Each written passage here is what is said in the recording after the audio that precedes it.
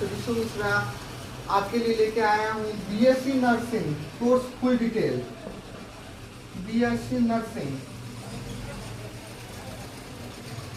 Nursing क्या है? Bachelor of science in nursing, जो कि मेरा भी प्रोफेशन है बीएससी नर्सिंग, तो मैं आप लोग को उम्मीद करता हूँ कि बहुत अच्छे तरीके से समझा सकूंगा। तो सबसे पहली बात करते हैं बीएससी नर्सिंग कौन से स्टूडेंट कर सकते हैं। बीएससी नर्सिंग करने के लिए क्या एलिजिबिलिटी है? तो सबसे फर्स्ट बीएससी नर्सिंग हम 12th पास स्टूडेंट कर सकते हैं, जो कि 12th पास हैं, 12th पास स्टूडेंट कर सकते हैं। अब बात आता है सर क्या 12th पास स्टूडेंट बीएससी नर्सिंग कर सकते हैं? इसमें कोई सब्जेक्ट चाहिए सर क्या, या जो नॉर्मली 12th पास कर गए हो वो भी स्टूडेंट कर सकते हैं? नहीं, नॉर्मली 12th पास स्टूडेंट नहीं कर सकते हैं ये बीएससी नर्सिंग। इसके लिए स्पेसिफिक सब्जेक्ट चाहिए, जो कि हमें 12th में पीसीबी फिजिक्स केमिस्ट्री बायोलॉजी रहनी चाहिए। 12th क्लास में हमें पीसीबी होनी चाहिए, फिजिक्स केमिस्ट्री बायोलॉजी, उसमें 45% मार्क्स विथ इंग्लिश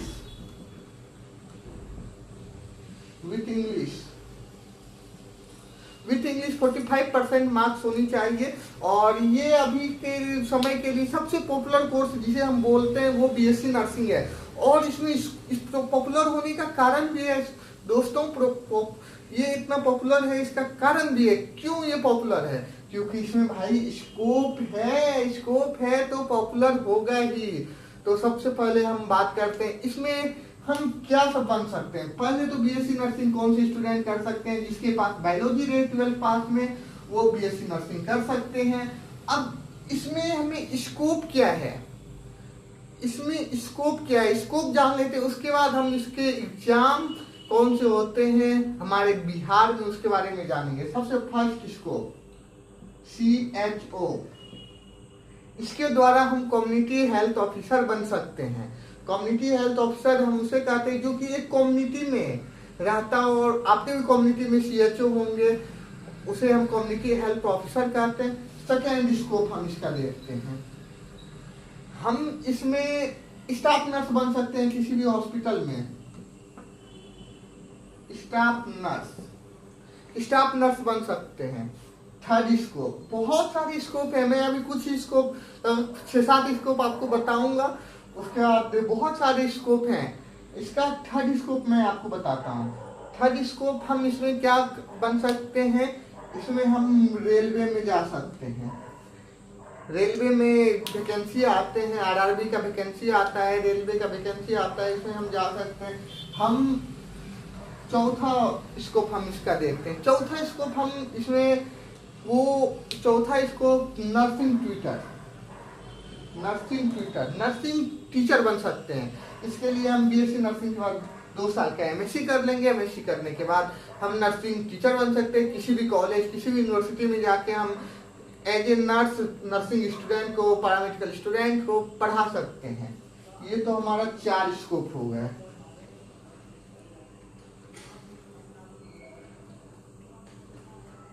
हम इसके थ्रू एम्स में जा सकते हैं। एम्स में हम बीएससी नर्सिंग करने के बाद एम्स में जा सकते हैं। एम्स में जाने के लिए हमें नॉर्सेट का एग्जाम देना पड़ेगा। एम्स में जाने के लिए हमें नॉर्सेट का एग्जाम देना पड़ेगा। ये हो गया। उसके बाद और भी बहुत सारे स्कोप हैं बीएससी नर्सिंग करने के बाद।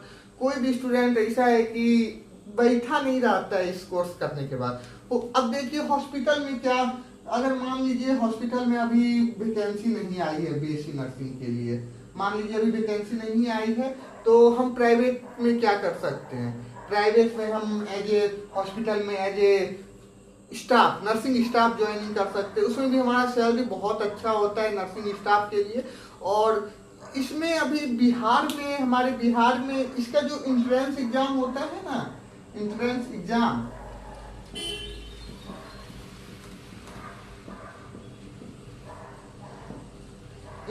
एग्जाम अभी BHU Bihar health university organise कर रही है, जो कि हमारा सेमेस्टर वाइज होता है। 8 सेमेस्टर होते हैं, ये 4 साल का कोर्स होता है। 8 सेमेस्टर 4 साल का कोर्स होता है। एडमिशन के बाद हर एक 6 मंथ के बाद एग्जाम होता है। उससे आप एक सेमेस्टर से दूसरे सेमेस्टर में जा सकते हैं। ये हो गया इसका बात। उसके बाद ये जो होता है इसे हम बिहार में कौन सा कॉलेज है जिसे हम बीएससी नर्सिंग कर सकते हैं। बिहार में बहुत सारे कॉलेज हैं जिससे हम बीएससी नर्सिंग कर सकते हैं। प्राइवेट भी हैं, सरकारी भी हैं। सरकारी कॉलेज का बात करते हैं, सरकारी कॉलेज का बात हम करते हैं। सरकारी कॉलेज में हम देख सकते हैं पीएमसीएच, एनएमसीएच, बहुत सारे सरकारी हॉस्पिटल हैं, कॉलेज हैं जिससे हम बीएससी नर्सिंग कर सकते हैं। भागलपुर में जवाहर वो कौन सा जेएनयू ऐसे कुछ है, उस कॉलेज से भी कर सकते हैं। पटना में हो गया आपका एनएमसीएच, पीएमसीएच, ये सब हॉस्पिटल कॉलेज से हम सरकारी कर सकते हैं। और भी बहुत सारे सरकारी कॉलेज हैं बीएससी नर्सिंग करने वालों के लिए। सरकारी कॉलेज हैं, उसके प्राइवेट कॉलेज में भी पटना में बहुत सारे कॉलेज हैं। अदर डिस्ट्रिक्ट में बहुत सारे कॉलेज हैं बीएससी नर्सिंग करने के बाद। इसमें बीएससी नर्सिंग करने के बाद सैलरी, सबसे पैसा, जिंदगी में सबसे बड़ी होती है पैसा। तो सैलरी कितना मिलेगा हम बीएससी नर्सिंग करने के बाद? अगर सीएचओ हम बनते हैं तो उसमें 35 to 45,000 हमारा सैलरी होता है। उसके बाद हम स्टाफ नर्स कहीं पे ज्वाइनिंग करते हैं तो 50 to 70 के एज स्टाफ नर्स हम कहीं पे ज्वाइन करते हैं तो हमें 50 to 70 के मिलता है। उसके बाद अगर हम बीएससी करने के बाद एमएससी नर्सिंग कर लेते हैं, ये इसे हम बोलते हैं सोना नर्सिंग को हम बोलेंगे सोना, तो एमएससी को बोलेंगे सोने पे सुहागा बोल सकते हैं। एमएससी नर्सिंग हम बहुत सारे सब्जेक्ट से कर सकते हैं। कार्डियो से कर सकते हैं, पीडिया से कर सकते हैं, सीएचएन से कर सकते हैं, कम्युनिटी से कर सकते हैं, साइकेट्रिक से कर सकते हैं। बहुत सारे सब्जेक्ट होते हैं। उसे कर लेने के बाद हमारा एमएससी करने के बाद इसका जो सैलरी रहता है 1 लाख से 1.25 लाख तक जाता है। 1 लाख से 1.25 लाख तक जाता है। और इसमें बहुत सारे स्कोप हैं। हम आज आपके लिए छोटा सा ही वीडियो ला रहे थे कि थोड़ा बहुत स्टूडेंट को बता दें। मैं खुद बीएससी नर्सिंग कर रहा हूँ, प्राइवेट कॉलेज से कर रहा हूँ बीएससी नर्सिंग। आप लोग को अगर बीएससी नर्सिंग करना हो तो आप लोग मुझे कांटेक्ट करें। मैं आप लोग को बताऊंगा कैसे करना है, कोर्स के बारे में। उसके बाद इसका जो सिलेबस होता है, बीएससी नर्सिंग में पढ़ाया क्या जाता है, बीएससी नर्सिंग में हमें पढ़ाया क्या जाता है। बहुत सारे को लगते होंगे नर्सिंग कौन लड़कियां ही करती होंगी। नहीं भाई, नर्सिंग लड़के भी करते हैं। लड़कियों से ज्यादा आज लड़के बीएससी नर्सिंग करते हैं। फीमेल्स के अकॉर्डिंग मेल ज्यादा करते हैं भाई, क्योंकि स्कोप है इसलिए तो स्टूडेंट आ रहे हैं। आप लोग मान्यता प्राप्त कॉलेज से कीजिएगा तो बहुत अच्छा इसका रिस्पॉन्सिबिलिटी रहेगा। पढ़ लीजिएगा तो बहुत अच्छा रिस्पॉन्सिबल हो जाइएगा। आपके पास बहुत सारे क्या बोल सकते हैं, जिंदगी में पैसा आपके पास रहेंगे। उसके बाद इसका जो सिलेबस है, तो सिलेबस हम क्या सब पढ़ते, देखिए एनाटॉमी एंड फिजियोलॉजी। ये तो एनाटॉमी फिजियोलॉजी हो गया, जिसके बारे में हम शरीर के बारे में पढ़ेंगे, शरीर के पार्ट, बॉडी सब के बारे में पढ़ेंगे। उसके बाद एक आता है, इसके बाद आता है बायोकेमिस्ट्री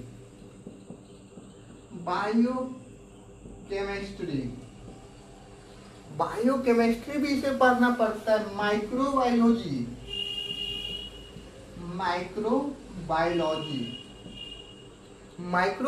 हमें इसमें पढ़ना पड़ेगा। न्यूट्रिशन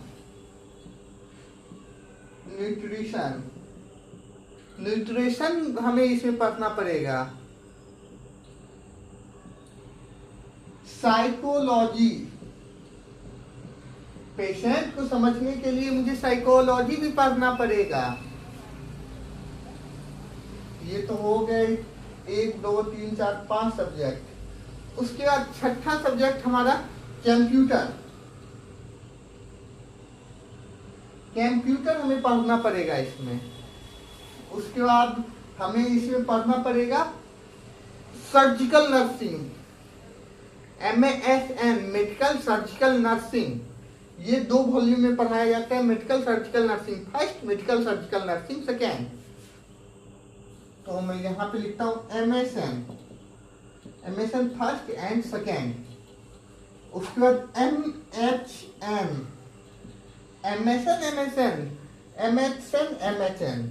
MSN क्या है? MSN तो बता दी, सर्जिकल नर्सिंग होता है। मेंटल हेल्थ नर्सिंग, जो साइकोलॉजी पढ़ते हैं वो अगर हमारा अच्छा रहेगा तो मेंटल हेल्थ नर्सिंग जो हम पढ़ेंगे वो भी हमारा अच्छा रहेगा। MSN हो गया।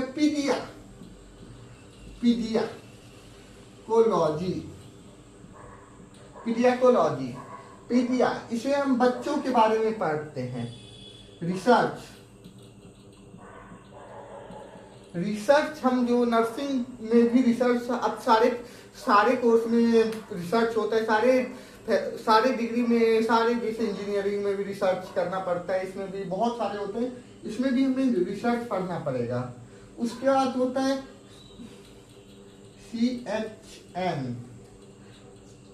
CHN कम्युनिटी हेल्थ नर्सिंग, जो हमें कम्युनिटी के बारे में पढ़ाएगा। ये फर्स्ट एंड सेकेंड 2 होते हैं।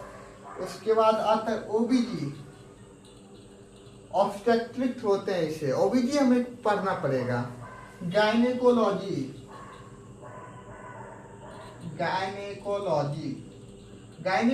हमें पढ़ना पड़ेगा। मैनेजमेंट हमें इसमें पढ़ना पड़ेगा। ये सब कुछ कोर्स हैं, पूरा मैंने डिटेल नहीं बताया, पूरा ये है। अगर आप लोग को ये वीडियो अच्छी लगे, आप लोग हमें मोटिवेट करें, सब्सक्राइब करके, लाइक करके। अगर वीडियो अच्छी लगे होंगे तो धन्यवाद। अगर मेरे से कोई गलती हुई होगी तो आप लोग कमेंट करके हमें बता सकते हैं। और इसके बारे में कुछ जानकारी चाहिए तो आप मुझे कमेंट करें, मैं आपको इसका जानकारी दूंगा। थैंक यू, धन्यवाद।